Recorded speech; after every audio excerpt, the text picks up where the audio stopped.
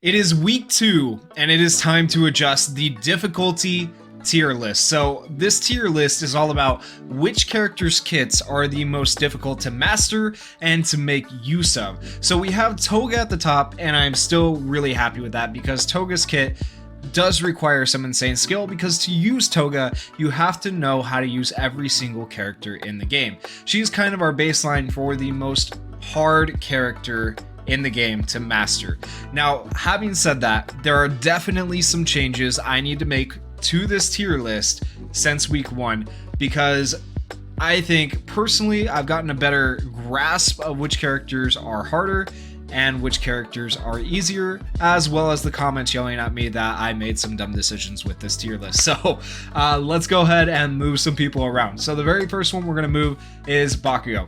People were like, Bakugou should not be in hard. He's insane. He's absolutely broken. And you know, the more that I played him, I definitely agree with you guys. The more I played against him, I agree with you guys. I almost want to put him in easy, but he's not easy, okay? He is not easy because it does require a little bit of skill to make full use of his entire kit when it comes to his grenade and stuff like that. Now, if you want to just spam his AP shot, he's easy. But just in terms of mastering the whole kit, which is this tier list, right? Difficulty tier list for mastering the kit. We're gonna put him in normal, you know, because you do have to master being able to fly around, using his grenade and using his AP shot and using it all correctly in the right scenarios at the right time. Okay, so we're moving Bakugou to normal. Hopefully you guys are okay with that. The next character we're going to be moving is Yayirozu. Yayirozu does not at all belong in easy tier, and I think I was just biased because I was tired of getting run over by Yayirozu's. It was really annoying, but honestly, like, I messed this one up big time. Like, this one should have been way different. When you're actually playing Yayirozu, I would honestly put her in very hard tier. To use her cannon effectively is hard, and that, like, we're talking about the entire kit here, right? To use her shield bash effectively can be difficult, and knowing when to use it and in what situations and actually turning it to hit where you want it to hit and stuff like that, she can definitely be hard to play, especially like when you're playing Yayirozu versus a speed character. Oh my gosh, it is difficult. So we're going to put her into very hard tier. I do think she can be quite difficult to play. She can be really effective and really strong in game, but still hard to play. A lot of people had argued for Ibara to kind of be moved, but I think just grasping her kit is still simple. You know, she grabs people, she sends out the wide range vines in front of her. She has her alpha attack that shoots vines out like halfway across the map. It's actually a pretty long range for what she does. Now, the biggest problem with her is mobility, which a lot of people have argued like, hey, she doesn't have great mobility, but she can also up a teammate with her special skill within 2 seconds. So I mean, like, her kit is just, it's not complicated, right? I feel like it's fairly easy to master for the character, and so we're gonna keep her in easy for right now. Another character that I do want to move is Kendo, though. Kendo is a character that I feel like to grasp when to use her shield, when to pick up allies and throw them in or out of a fight, and how to fully like utilize her kit correctly. I feel like she deserves to at least go up to hard tier. Now, her clap is really simple, right? That's not complicated. 2 claps at like level 9 and you kill an enemy, and it's really strong. But fully utilizing her kit, I feel like does require a little bit of effort, and so I'm going to put her into hard. The next character I want to move is I'm going to move Uraraka. Uraraka deserves, I feel like, to make use of Uraraka's kit fully, I'm actually going to put her in insane skill. I'm going to put her in insane skill because I really do not like her kit. It is so hard to use her whole kit, to use her anti-gravity field, to use her grapple, which misses half the time, it feels like. Like, when you go to grapple to a building, like, you'll shoot it at the, like, you're 2 feet from the building and it doesn't grab onto the building. Whereas, like, every time you use Suze, which is essentially the same thing, it grabs every single time. I don't know why.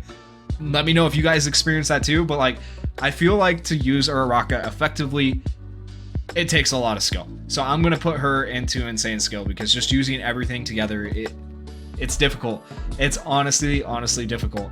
I think Cementos, I'm happy with it hard. I'm going to keep him there. I know some people might want him to be higher or lower, but he's good right there. Another character I definitely want to move, though, I want to move Dobby. I want to move Dobby probably down to normal. I'm going to put him in normal. I almost want to put him in easy, okay?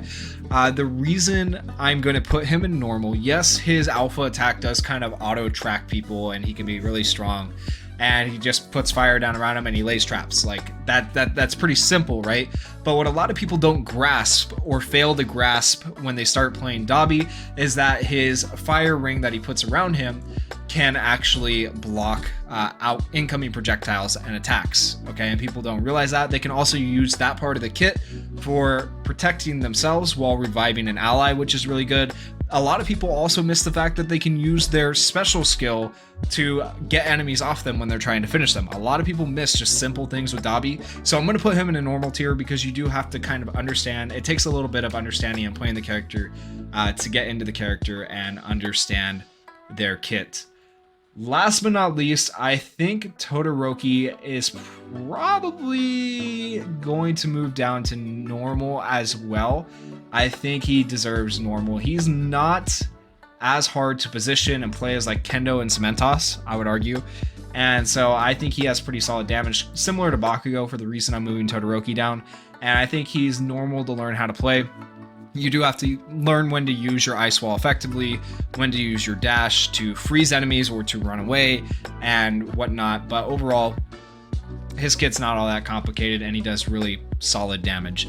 And now looking at this tier list, I think I am a lot more happy with it. I would almost say that Ida, you know what, I am actually going to move Ida.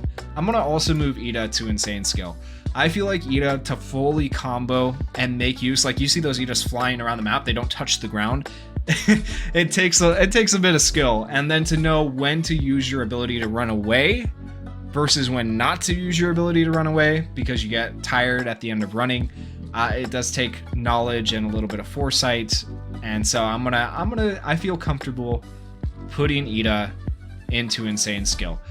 I really think Sue is difficult to play too. But I think Ida and Uraraka are probably slightly more difficult to play just because of the way their kits are. So I'm going to keep Sue in very hard for now. But that is it, guys. If you agree, let me know down in the comments. Also, if you disagree, let me know. And the comment with the most likes for what you guys would like changed, I will go ahead and change in the next tier list and we'll make adjustments as needed. And if you guys enjoyed this video, please go down there, hit that like button, hit that subscribe button, and thank you guys for watching. Peace.